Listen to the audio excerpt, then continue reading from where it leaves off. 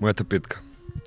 На прво место стави PMG колектив. Од едноставна причина што тоа се моите другари кои што извршија сериозно влијание врз мојата личност, врз градењето на мојата личност и врз градењето на моите критериуми. Сите оние непроспани ноќи, креативни разговори и така натаму. Во последно време, поради обврските во мојата матична куќа, малку се оддалечивме, но очекувам во скора иднина повторна реинтеграција.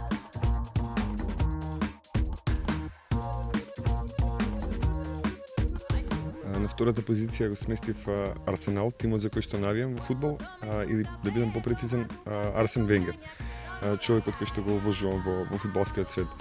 Арсен Венгер е човек, би го споредил со Дон Кихот, со оглед на тоа дека поседуваат некои слични особини. Арсен Венгер исто како и Дон Кихот се бори против ветерници, се бори против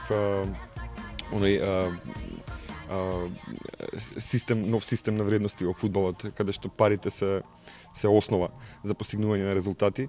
Би го нарекол последен романтичар во фудбалскиот свет, затоа што наспроти парите он се залага за други вредности во фудбалската игра, убавина во фудбалската игра, колективниот дух и така натаму.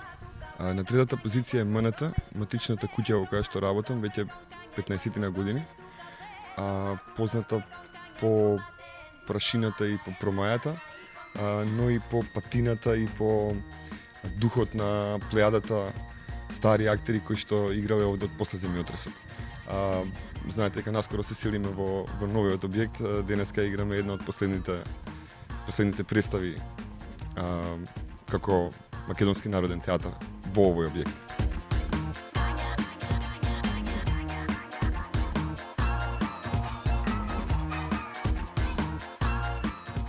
Радиодрамите се на четвртата позиција. Радиодрамата е еден жар кој што е навистина прекрасен, е малку подзаборавен. Порано го работеше македонската радиотелевизија, меѓутоа во последно време е замрен. Јас се обидувам да го возобновам, возобноваме сега во вокабуларот во модерниот вокабулар на Скопје. Се обидувам да го возобновам поради тоа што тоа е склоп од повеќе уметности, и од музичка и од драмска уметност. Инаку крајната намена на овие драми кои што ги работам има хуман карактер. Потоа како крајен производ ги подарувам на школата за слепи деца Димитар Влахов.